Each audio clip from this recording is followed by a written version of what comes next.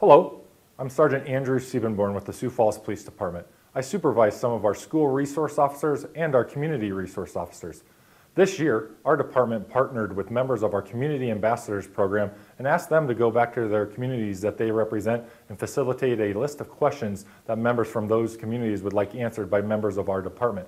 Today, we have Officers Brady Lewin and Officer Kyle Johnson responding to some of those questions. We thank you for tuning in and have a great rest of your day. Hi, my name is Brady Lewin. I'm one of the community resource officers here at the Sioux Falls Police Department. My question today was, what is the Sioux Falls Police Department's plan to do to have greater impact in the community and to connect with the community better? Well, there's a few things that we are doing currently and a few things that we're planning on doing. Currently, we are involved with the Mental Health Court, which is one of the problem-solving courts in Sioux Falls, one of the 4 problem-solving courts.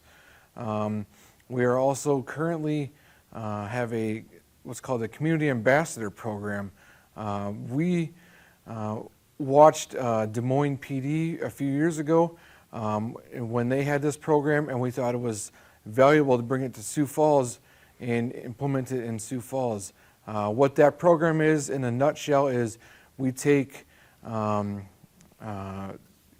members of different communities, different racial, religious, ethnic, civic groups. We work with them and get input from them on what is going on in their communities so we can better reach out to those communities and help them solve some problems that they have, or work with them to do better outreach, what Sioux Falls Police Department can do better. Also, we use it for a recruiting tool so we can better reach out to different communities and recruit officers for the Sioux Falls Police Department. Something we want to do in the future to expand that program is called the Junior CAP program, where we're going to hopefully get involved with the middle schools and high schools and reach out and have members from the middle schools and high schools as part of the Junior CAP program. Again, where we can reach out to the younger generations within our communities and use that again as a recruiting tool, and also just to build bridges within the middle school and high school so that we can have better communications with them. Something else that we're planning on working on is a mentoring program here within the Sioux Falls Police Department. Mentoring people from elementary school, middle school, high school, and that will go along with Mayor Tim Haken's Sioux 52 initiative of mentoring to all kinds of different demographics within the community of Sioux Falls.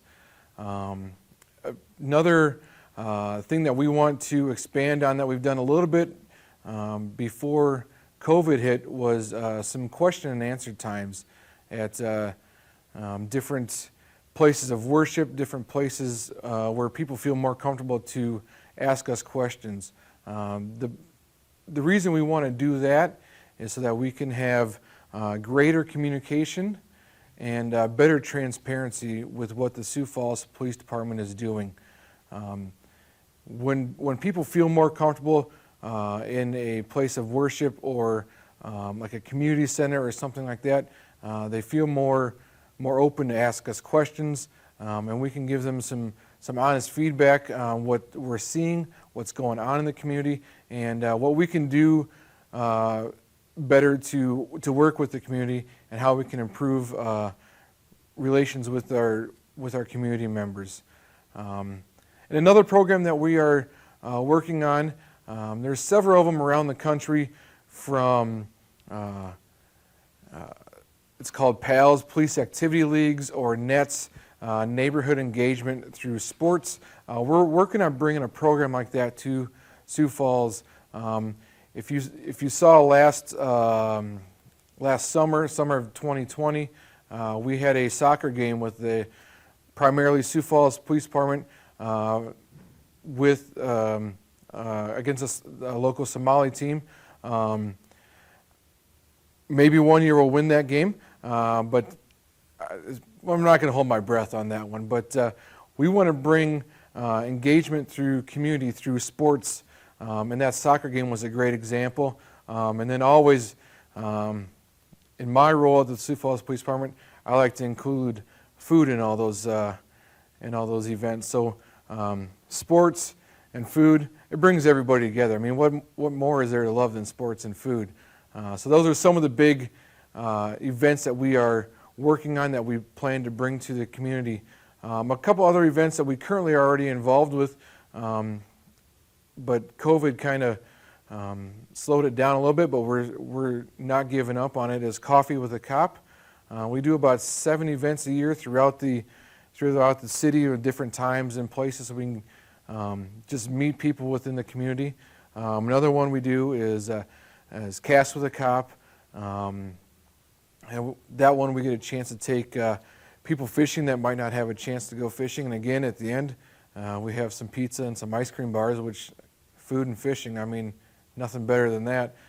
We do Heroes and Helpers and Badges and Friends, where during the Christmas season we get the chance to go shopping with some children that might not have a chance to